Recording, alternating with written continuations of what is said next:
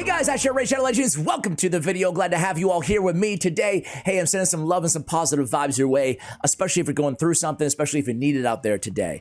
Guys, I've done it. I have done it! What did you do? I've gotten a 9-piece set on, well, before I say the set name, what do you guys think is the best 9-piece or the best set in the game right now? Let me know in the comments. What is your opinion? Because what I want to do here is celebrate with you guys on the 9-piece that I do have. I want to damage test it in Hydra, and I want to tell you, depending on the faction of the champion that, or depending on the faction of the accessories that I have, rather, which champion I decided to go with, and as well as what type of champion fits this set, and which champion I can't wait to put in this set as well. So a lot to get to in today's video.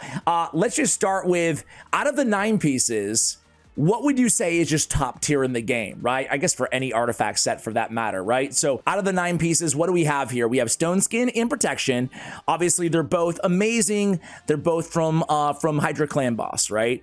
And Hydra Clash. We have Supersonic, which is in Merciless, which are both awesome as well, and they're both available in Centranos or Curse City. We have Slayer, which was a Forge Pass only set.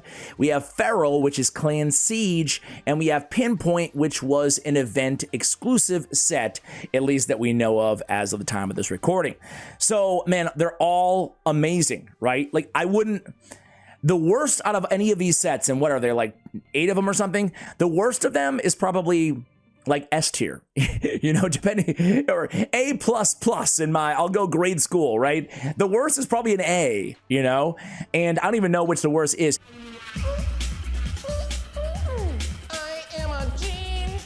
I think that I've heard from Slayer players out there, I've heard from like a lot of players who are smarter than me, that even if you have a 9-piece Slayer set, even on the AoE champion, you're still better off with a 9-piece Merciless when you put it all together, right? 9-piece Merciless, you get the extra turns, you get the ignore defense, more extra turn if you take it all the way to 9, right? Which is insane. It's just like having like basically a Savage and a Reflex kind of built, merge into one is... It's just bonkers. Slayer, I've heard, again, so maybe I put Slayer on the bottom, but Slayer's still awesome, and it's so fun to use. I've not done a 9-piece Slayer set personally, but I've seen them, and they're just, it's crazy, right? Pinpoint's so good. Supersonic's very, very good as well. Very good. Don't let anybody tell you otherwise. Supersonic's great because you can put it on, if you don't know if you're going to win a speed race, right, in the arena, you put it on, you know, your Disrupt, the Armons or the Yumekos or whoever you're running, Basher or whatever, right? Fills your champion's turn meter by 2% for each buff on each enemy. So if the other team goes first, right, if you're having trouble staying in the speed race and that Siffy or whomever beats you with the buffs on the enemy team, you're going to ensure that maybe you get to go next and lock out everybody else on your lockout champion. So I love Supersonic, and obviously it just gets better the more that you go there. But my top 4, personally, my 4 SSS tier, and then I'll give you my number 1, get to the point of the damn video, Ash. I would say Stone Skin, obviously. Stone Skin, Protection. That's right, I actually put Protection, it's hard to say maybe same level, but like I put it up there in SSS tier, best of the best.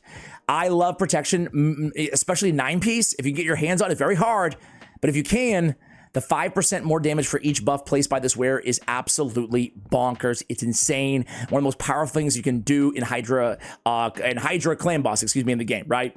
So I put Protection, Stone Skin, Merciless. Merciless just might be the best. It's just insane. And Ferral. Those would be my 4, like, SSSSS. Maybe even Pinpoint in there. I don't know. They're all freaking good. But I did pull up hellhades.com to see their tier ranking as well. You can see all the artifact sets in the game here, with a couple falling off. We do have on the edge Slayer and Killstroke here in S and A tier. They're S+, the best of the best. They have Stone Skin, they have Supersonic, they have Merciless, and they have Ferral as the best 4 sets in the game. I am shocked that they don't have Protection in at least S. They have it all the way down in A tier Protection. Womp womp. I value Protection a lot higher. I might move Protection all the way up to S+ and maybe Supersonic down to S, even though it's still so good. That's not like a slight, but those would be my 4 faves. Anyway, guys, it's Ferral. It's feral gear is the topic of today's video. Finally! It's insane, right? So who fits in a feral set? I'm going to show you my most wanted, and I'll show you who I'm going with, and I'm so thrilled on who I actually have it on. You guys are going to see in a moment here. It's just like the best, really the best case scenario, one of the best case scenarios for a set like this. Although I will say, you can put it on like a Calvalax or anybody who dishes out a lot of poisons, a lot of debuffs, right? In any capacity. Even like a King Galkabar, something crazy like that, right? Because all the way down at number 9, allies deal 5% more damage for each debuff placed by the wearer. Oh, it's like the inverse of protection on the 9-piece, right? But of course, it stacks. So think of all the exponential extra damage that we can get, ladies and gentlemen, when we combine a 9-piece protection with a 9-piece feral. Again, it's not easy, but it's a stretch goal. We can all work towards this, right, on our accounts.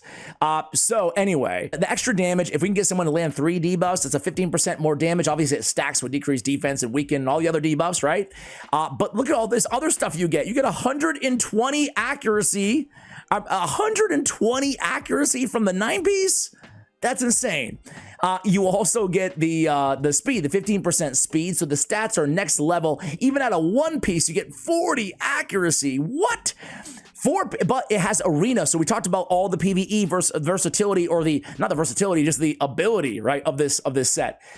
But we talk about PvP, it's got you covered there too. I mean, obviously having block debuffs for 2 turns at the start of a round, like the old school immunity gear, right? That's still valuable, in a lot of areas, not just in the arena. But specifically, it's nice to have in the arena. And then at 6 pieces, you got a 50% chance to block those sheeps. Ooh, I love it. It's going to give life to champions like, I don't know, one of my faves in the game, one of the coolest designs, and my #1 champion that I can't wait to put in a 9-piece feral set in the arena. It's Madame Sary. First of all, doesn't she look so good? Oof, look at that skin. This is the best skin I've ever gotten in all of Raid Shadow Legends. Hello, Madame Sary. Bye-bye, Syl the Drakes. Hello, Madame. Sary, I've found you at last, and nothing in the world shall tear us asunder. Oh, that's so flattering. But I'm seeing someone. I'm super busy anyway! Wow, this is getting out of my head over here. I distracted myself. Sorry, guys. So, Madame Sary, she has true fear. She's got more fear in the passive. Those are debuffs. That's great for 9-piece. But then she's got the decreased attack and the decreased defense. What a way to set up your nuker, right? Not only are you removing all of their buffs from all enemies, right? But you're placing 2 debuffs, and you're really getting extra damage, right? On top of the decreased defense to set up your nuker, you're also getting 10% extra damage because of the 2 debuffs that you just dropped on them. And we're removing buffs to just set the stage beautifully. Ooh, Madame Sary is going to be so nasty and feral. Moreover, what do we need in PvP when we're going to be using a champion like this? Well, we're very susceptible to sheep, but at least we can combat that with the 6-piece feral, right?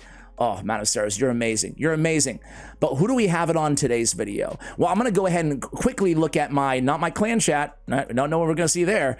I want to look at the index. So I got it for Skinwalkers. Because of the accessories for Ferral, we need the 3 pieces. And the first faction that I was able to get the 3 pieces was Skinwalkers. So who is in consideration here, right, in terms of debuffs? Well, Great Hoof. I'm not even going to say Lauratia. Loriaka. Great Hoof has 2 debuffs on a 3-turn cooldown. That's pretty cool. She could be a candidate. But I'll tell you what, guys. I'm just going to cut to the chase. I'm trying to think, is there anybody else? A Kemptum? A Kemptum's got Hex, and he's got some poison. Who has a Taurus on a single target, like a clan boss? He's got Weaken, but then he's got the not 1, not 2, not 3, but 4 poisons, right? So like in a clan bot, a demon lord situation, single target, a lot of damage there in a feral set. We want it on a debuffer who's placing a lot of debuffs. But how about the owl? Oh, I love the owl, guys. I love the owl. She's number 2 next to Madame Sary. Sorry, Syl. Sorry. Things change, all right? Not the man I used to be. I have new interests. People change. They grow apart.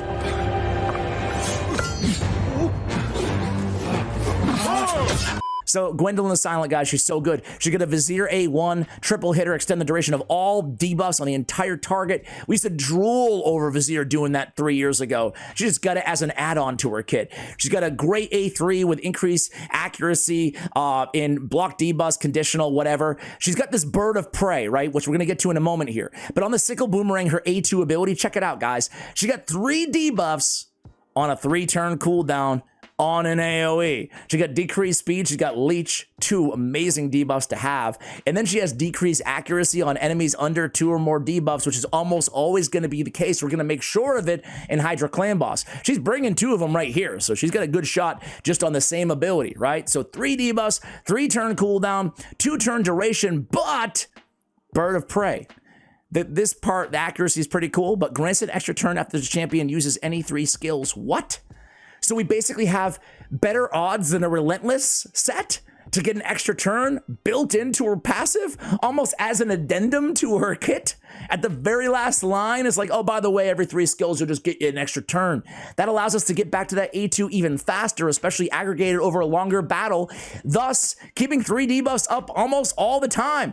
Oh, man. Oh, man. She's nasty, and she's perfect for a Ferral set. So let's go over the Ferral gear really quickly here. I'm going to show you the team. Actually, you know what? Let's use her in the arena and pretend she's Madame Saris. Screw it! Let's put Madame Saris on the same team. How about that? So there it is, the 9-piece Ferral. Look at all this accuracy. Oh, it's disgusting. Even a 1-piece, even a accuracy ring, a Ferral ring, excuse me, becomes an accuracy ring. It's insane. It's insane. I mean, okay, so all this gear is freaking good, but I used everything. I unloaded all my chaos ore, all my chaos dust, everything in order to get the stats that you're about to see in front of you here, right? All my best clan siege gear that I've gotten, right?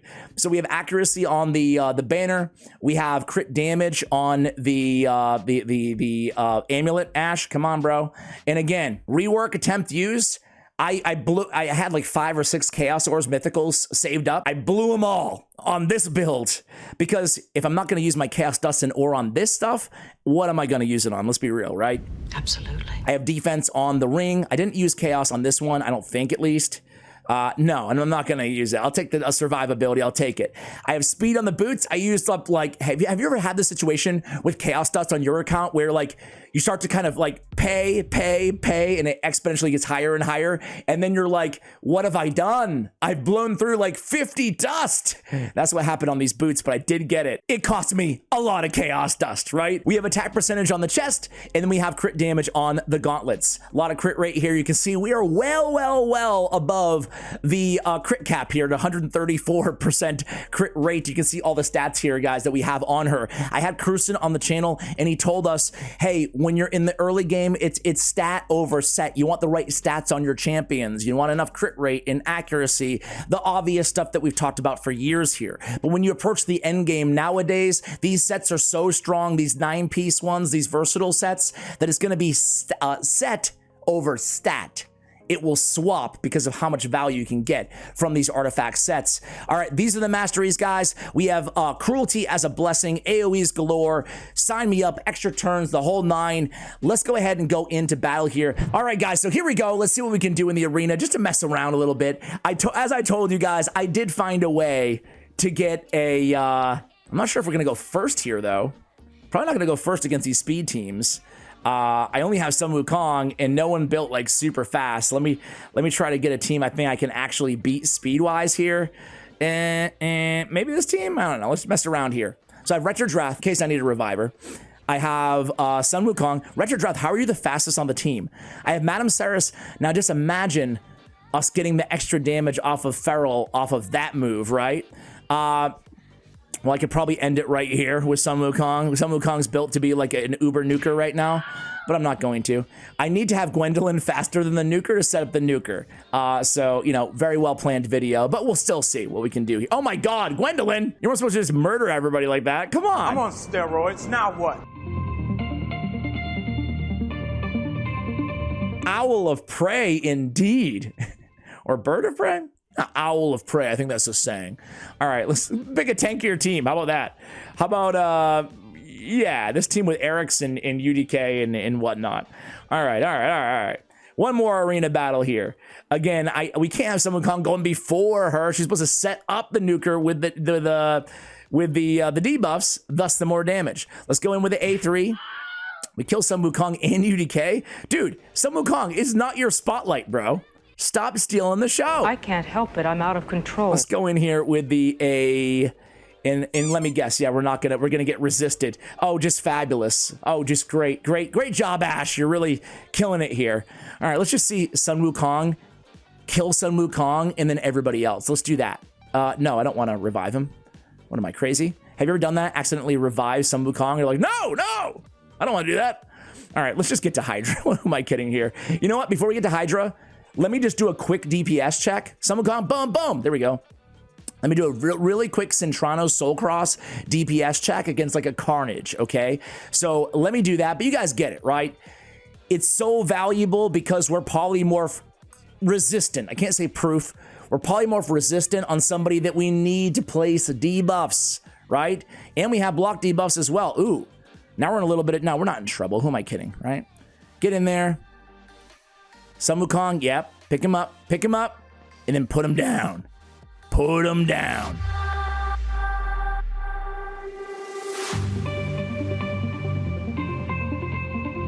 There we go. All right. So, yeah, we can mess around a little bit, but man, that's going to be nasty when I can get a 9-piece Ferral on my debuffer in the arena. Block debuffs, block polymorph, extra damage for my nuker. Hell yeah. Curse City S23? Yes, it was. So, some familiar faces here. We have Rector Draft again. We have Gwendolyn again. This time we have Mikage, we have Carnage, and we have Haikatoon as well. So, let's see what we can do with this team. I want to compare the damage, but first I need to switch forms with Carnage because we want his AoEs, right? So, let's get in here. Let's go with the A2. Make sure we're placing those debuffs, of course, right?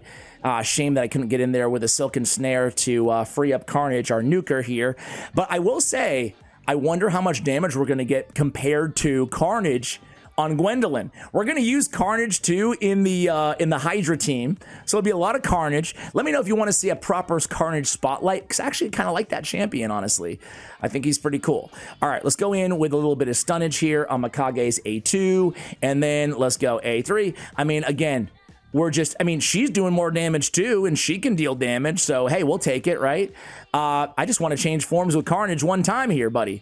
There we go. All right, guys, we're good to go. I'm just going to take you into the end screen here because you don't need to see this wave content. I just want to see what kind of damage she can put out in this build and if she can benefit the rest of the team around her. Certainly, she's going to be landing her debuffs just fine with 500 plus accuracy thanks to all of that Ferral gear, including the banner, of course, as well. So be right back. All right, guys, here we go. So, oh my God, she is a bird of prey indeed. Gwendolyn really doing the heavy lifting in terms of basically everything in the battle. And again, she's still also benefiting from the extra damage that she gets from her own debuffs from the 9-piece Ferral. Let's move over to Hydra Clan Boss. All right, guys, so here is the squad. Here's the team. We're going to be using Carnage in his alternate form. I do have this on full auto. I'm going to run it 100 turns with Ferral and then 100 turns without Ferral. And we're just going to combine, that'd be nice, huh? Compare the damage between the two teams. So I purposely set this team up with Estrid, with Molly, with Inquisitor. He's huge for this team, as well as Ugo, Carnage, and Gwendolyn, with her in the lead for the aura, for extra accuracy on the rest of the squad here. I do have Protection 9-piece on Estrid, right? So she's going to be able to basically keep increased speed and increase attack up on the entire team, which is going to be fantastic. So we have her on the squad as well. Between her and Ugo, we have the decreased defense and the weaken as well. We're going to get the extra protection damage on top of the additional Ferral 9-piece damage. We're just missing Hex, which is a shame because Estrid's so good in her curse set as well. But anyway, guys, I'm going to take it 100 turns. Probably take me about an hour to do both of these runs, or a half an hour each, I should say. But it's a full auto team that operates very well on full auto as well. So I'll come right back in a little bit and we'll take a look at the results with Ferral, and then we'll compare it to after Ferral. Be right back. All right, guys, so here we go. We have 100 turns, 157 million damage. I'm going to end it again after 100 turns on the next run, but we're going to use no feral gear, and we're just going to see what the damage differential is. So let's end this battle so we can see how much damage that everybody did. I don't know about you guys. Whenever I click end battle, I get kind of paranoid that it's actually going to save it and keep the result. Anyway, Inquisitor had 37 million damage. Really nice there. Molly had almost 7. Ugo had 7.8. Estrid had 13 million. Man, we could definitely use her in a curse set, huh? And then we have Carnage at 55 million and Gwendolyn at 35 million damage.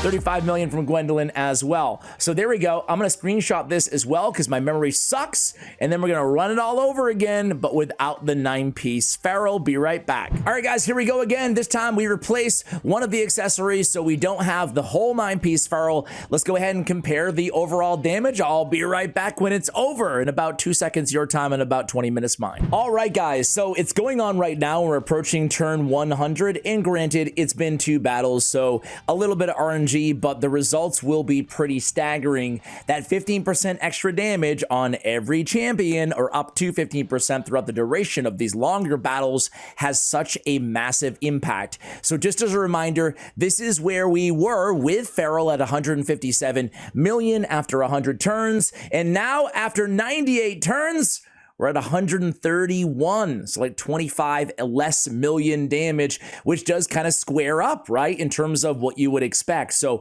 man, that's it's a game changer, right? Just like protection is, and I do have Estrid in protection, as I mentioned.